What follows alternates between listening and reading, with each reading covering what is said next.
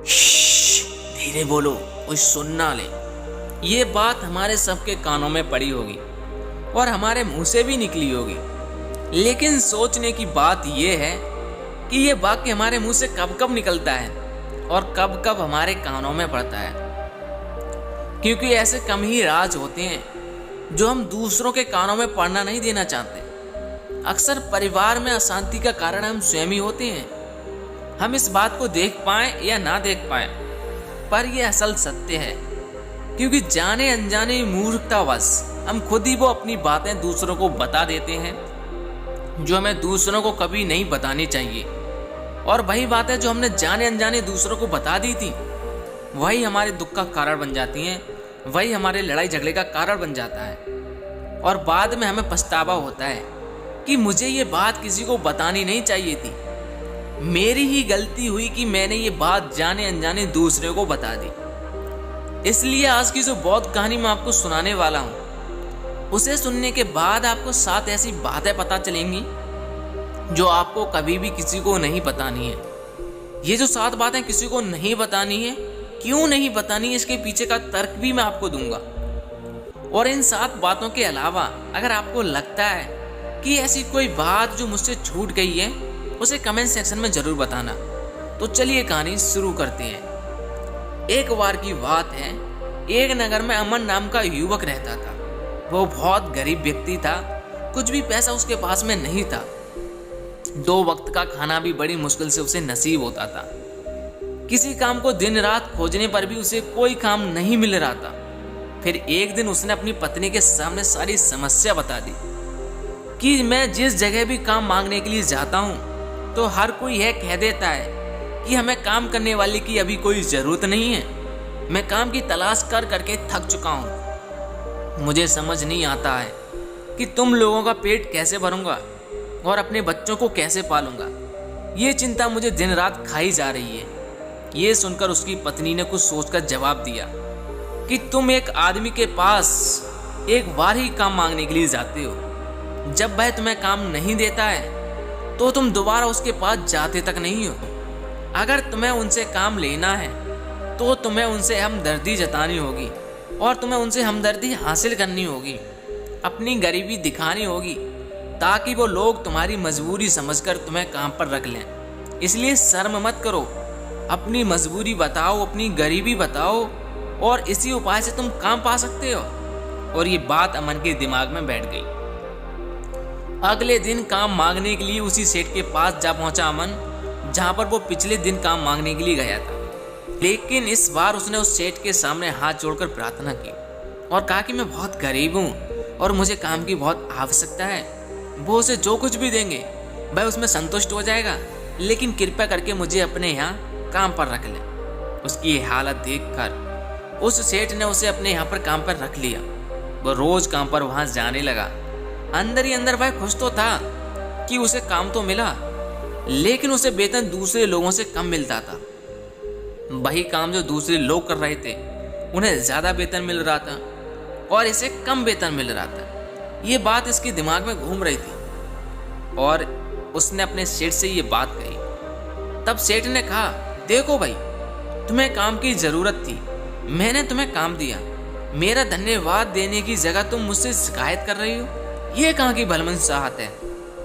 ये सुनकर अमन भाई चुप हो गया, क्योंकि ये बात कहीं न कहीं सत्य थी, सच थी। सेठ ने तो उसे उसकी मजबूर के हिसाब से ही काम दिया था और इसलिए वह उसे उसके अनुसार ही वेतन देता था। लेकिन उसने धीरे धीरे ये बात अपने सगे संबंधियों और दोस्तों को भी बतानी शुरू कर दी कि उसका सेठ कैसा आदमी है और उसे कितना वेतन देता है। समय गुजरता गया और अमन अपनी पूरी लगन के साथ अपना काम करता रहा, लेकिन अब परिस्थितियां बदलने लगी थी। अब सेठ अमन से ज़्यादा काम लेता था और लोगों से कम काम लेता था और उनसे कम वेतन भी अमन को देता था।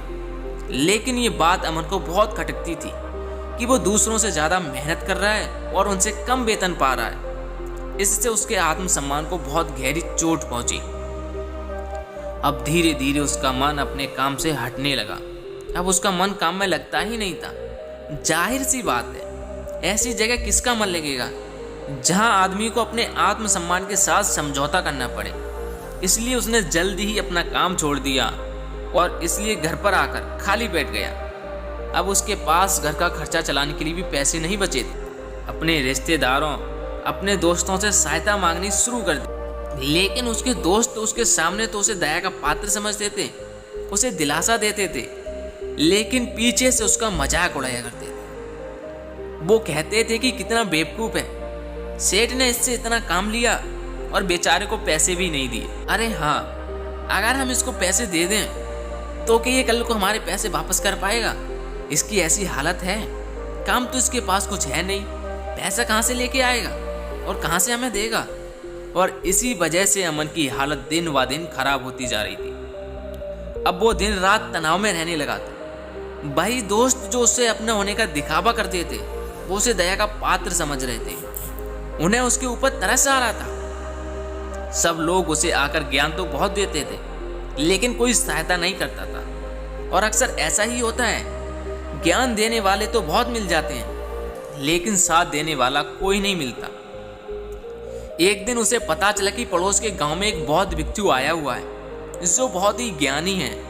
अमन इतना तनाव में था कि उसे कोई रास्ता नजर नहीं आ रहा था, इसलिए वह जाने अनजाने उस बौद्ध भिक्षु के पास पहुंच जाता है।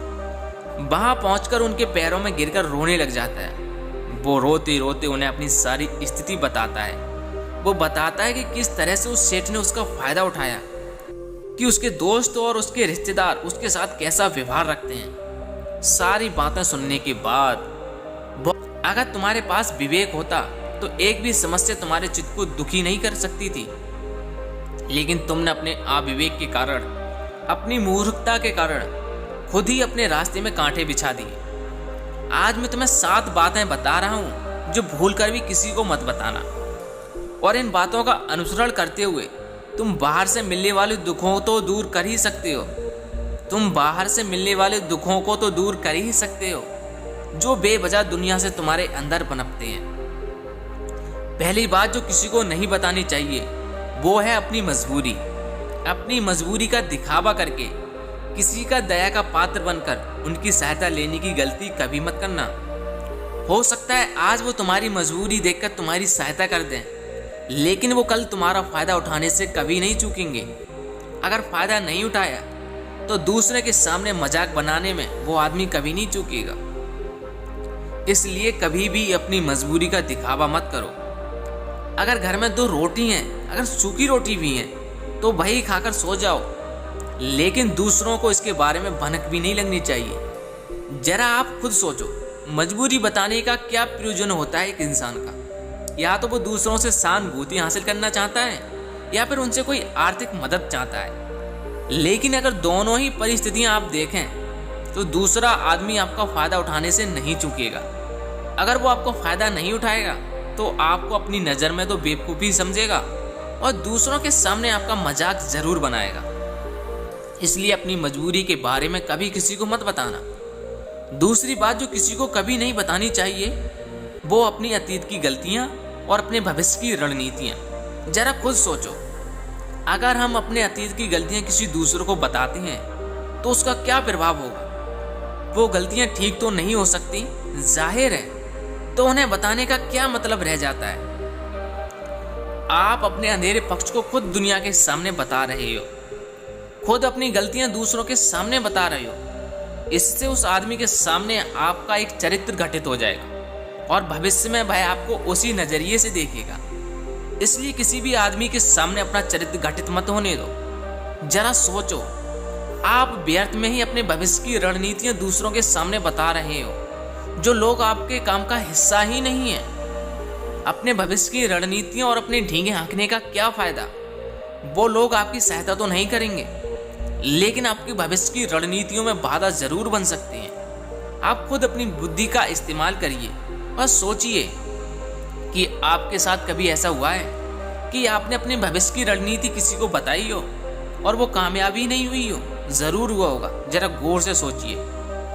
तीसरी बात जो किसी को नहीं बतानी चाहिए वो है अपने घर की बातें। जो भी हमारे घर के अंदर आपस में बातें होती हैं, हमारे माँ बाप के साथ, हमारी पत्नी के साथ, हमारे बच्चों के साथ और अपने अन्य लोगों के साथ, वो बातें परिवार तक ही सीमित रहनी चाहिए। अगर आप इन बातों को दूसरों के सामने ढिंढोरा पीटते हो तो दूसरों को आपके घर में घुसने का एक मौका मिल जाता है और वो इसका फायदा उठाने से कभी नहीं चूकेंगे। वो आपके परिवार के सदस्यों को आपसे दूर ले जाने की सोचेंगे और दूर ले जाने की कोशिश करेंगे।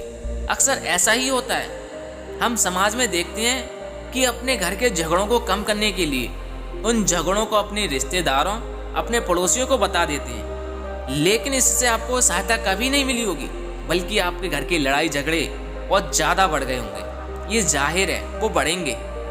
अपने माँ बाप की बातें दूसरों को बताएंगे तो आपके माँ बाप को लगेगा कि हमारा बेटा या हमारी बेटी, हमारी बहू हमसे बताए बगैर दूसरों को हमारी बातें बता रहे हैं, उन्हें बुरा लगेगा। इसलिए अपने घर की बातें और अपने घर के लड़ाई झगड़े किसी को मत बताना। अगली बात जो किसी को नहीं बतानी चाहिए वो सुनने पर थोड़ी अजीब लग सकती है, लेकिन उसका सत्य भी आपको एक तर्क के माध्यम से ही दूंगा। मैं कहता हूं कि अपनी आमदनी किसी को मत बताना। अपनी आमदनी बताने के पीछे का आपका क्या प्रयोजन हो सकता है, जरा सोचिए। कि आप अपनी आमदनी अपने दोस्तों को बता देते हैं तो जब आपके दोस्तों को जरूरत पड़ेगी तो वो सिर्फ आपको ही याद करेंगे, क्योंकि उनको पता है जब आपकी आमदनी अच्छी है तो आप ही उनकी मदद कर सकते हैं, और इसलिए ज़्यादा लोग आपसे सहायता मांगेंगे। और जब आप उनकी सहायता नहीं करेंगे तो वो सोचेंगे कि इस आदमी के पास पैसे तो हैं, लेकिन ये मेरी सहायता तो कर सकता है, लेकिन ये मेरी सहायता कर नहीं रहा है। इसलिए आपकी आमदनी दो दोस्तों के बीच झगड़े का कारण बन सकती है। कम आमदनी होगी तो आपकी मजाक उड़ाएंगे और ज़्यादा होगी तो सहायता मांगेंगे।